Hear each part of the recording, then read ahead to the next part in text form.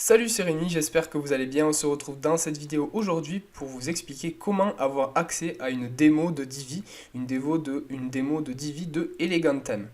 Vous allez avoir accès directement à toutes les fonctionnalités de Divi, vous allez pouvoir le tester, voir si ça fonctionne pour vous et je vais même vous expliquer le fonctionnement très rapide sur cette démo. Pour rappel, je suis Rémi Fonvieille, agence web digitale spécialisée WordPress et formation. Dans cette vidéo, on va directement commencer avec le petit lien que je vous ai mis en description pour avoir accès à cette démonstration. Alors quand on arrive sur ce lien, on voit que on a une petite aide en ligne en fait qui nous permet de comprendre comment fonctionne Divi. Donc là on voit qu'en bleu on a les sections, en vert on a les colonnes, les rangées, et ensuite on a les modules comme ça, et ça c'est les paramètres. Grosso modo c'est absolument tout ce qu'il faut savoir. Donc vous pouvez faire Take the Tour pour directement voir comment ça fonctionne. Nous on va pas le faire, je vais vous l'expliquer très rapidement. Donc là il nous charge le builder sur la page en question.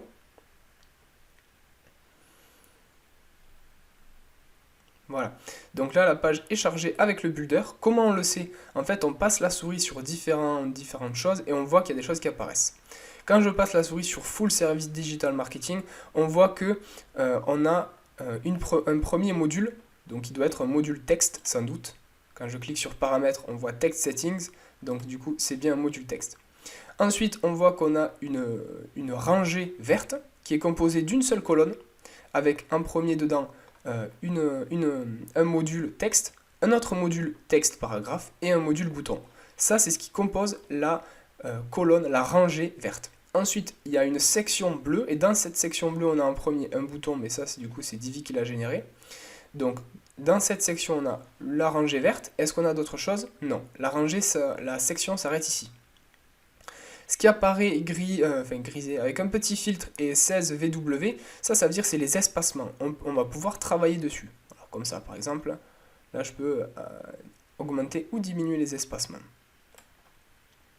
Ensuite, si on passe sur celle-ci, on voit qu'on a encore une fois une section bleue, une rangée verte composée sans doute de deux colonnes, voilà, qui est sous cette forme-là.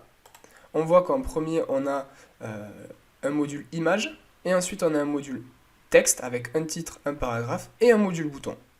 Et c'est tout le temps comme ça. Donc ensuite ici, on a une section bleue, une rangée verte d'une seule colonne avec un module texte. Ensuite, on a une rangée de 4 colonnes cette fois. On va les vérifier. On a 4 colonnes identiques. Dans chaque colonne, on va avoir un module d'appel à l'action avec un petit picto, une image, un titre, une description et un petit bouton, un module bouton. Et c'est exactement la même chose. Idem ici, c'est exactement la même chose, encore une fois. Là, on revient toujours sur la même structure. Section, rangée, module texte, module bouton. Section, rangée, module vidéo.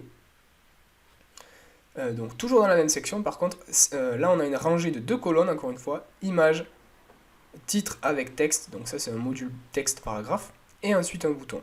Et c'est la même chose, toujours pareil, toujours pareil. Ici par exemple, section bleue, rangée verte, module texte, rangée verte, avec une image et un petit, alors ça c'est testimonial, c'est les avis clients. Idem ici, image, image, avis client, etc. Et voilà, un petit opt-in ici. On va pouvoir jouer après derrière avec le fond, etc. Donc là, voici la démo. Je vous laisse travailler dessus. N'hésitez pas à aller dans les choses les plus importantes, c'est-à-dire les sections et d'aller dans les paramètres. Paramètres de la section. Et c'est tout le temps la même structure. Que vous soyez sur une section, une rangée ou un module, ça va être tout le temps la même chose. Contenu, style, avancé. Moi, j'aime bien parler de fond, ça c'est le fond de la section du module, donc c'est les choses les plus importantes, et ensuite la forme, c'est-à-dire à quoi ça va ressembler. Et après avancer, ça c'est pour des petits bouts de code que vous voulez rajouter par-ci par-là. Mais globalement, ça aura toujours la même tête. Donc là, on était dans les paramètres de la section, on va aller dans les paramètres de la rangée, Content, Design, Advanced, donc contenu, style, avancé. Et c'est la même chose ici aussi, un module, contenu, style, avancé, toujours pareil. Donc n'hésitez pas à aller voir cette démo, essayez de trafiquer, ajouter des modules par exemple ici, on va ajouter un module, nous on va ajouter un module accordéon, tac, on voit ce qu'il y a, on peut aller cliquer sur les paramètres de le premier accordéon et on va pouvoir aller modifier tout ce qu'on veut. Par exemple, bonjour, je suis Rémi. Hop, petite faute, si vous voyez sur l'écran, vous voyez qu'à gauche, en même temps, ça se modifie. Donc ça, c'est exceptionnel. Parce que ça nous permet de voir exactement ce qu'on fait et le rendu que ça a. Encore une dernière chose, on va pouvoir aller travailler directement le texte. Par exemple, ici, je peux rajouter Rémi. Je peux travailler directement ici. Par exemple, si ce mot-là, je veux le mettre souligné en gras et beaucoup plus gros, je peux. Voilà. Et ensuite, dernière chose, on va pouvoir aller jouer sur les espacements. C'est-à-dire que si pour moi l'espacement entre la dernière, entre la section et la première section et la deuxième, je peux aller jouer sur ça. Voilà. Je peux jouer comme ça. L'image, je peux la remonter également. Donc là, c'est un peu plus particulier. Ensuite, par exemple, si je veux décaler sur la gauche ceci, je peux, etc. Vous voyez, c'est très très visuel. C'est pour ça que j'adore ça et c'est pour ça que j'adore former mes clients à cet outil qui est vraiment exceptionnel. Une fois que c'est fait, vous pensez à sauvegarder, ici. Ensuite, vous cliquez sur les 3 boutons et vous faites sauvegarder. Et là, votre site, il est en ligne. Bon, on ne peut pas sauvegarder en l'occurrence parce que sinon, ça actualiserait tout et n'importe quoi par n'importe qui.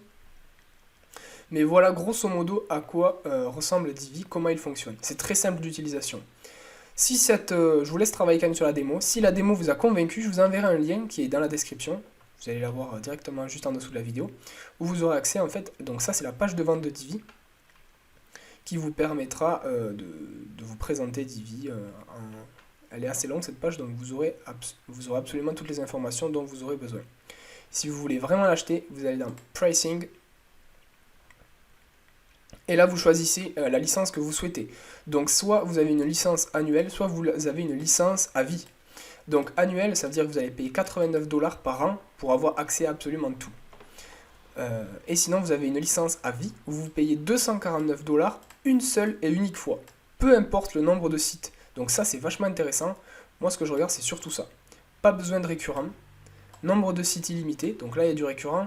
Et nombre de sites illimité aussi. Mais peut-être que vous pouvez essayer avec la 89 $ par an, mais essayez de basculer assez rapidement sur les 249 $ par an, parce que vous aurez toujours un nombre de sites illimité. Et en plus de ça, vous pourrez, vous switcherez la partie récurrente, vous la payez qu'une seule fois, et puis après terminé, on n'en parle plus. Vous cliquez ici, et vous payez. Voilà, j'espère que cette vidéo a répondu à votre question, vous pourrez tester Divi, la puissance de Divi, et que vous comprendrez que Divi... Et pour moi, et d'ailleurs pour beaucoup de webmasters, de développeurs, la solution numéro 1 sur WordPress en termes de constructeur de pages et de thèmes. Pour ceux qui veulent aller encore plus loin, je vous propose de cliquer sur le lien qui est en description aussi, où je vous explique en détail avec une checklist qui est dynamique parce qu'on s'en sert en interne, sur l'optimisation SEO de votre site internet. Vous aurez accès en fait à un guide interactif, un guide dynamique, sur lequel on va aller l'actualiser régulièrement.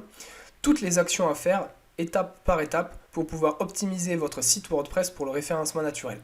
On se retrouve très vite.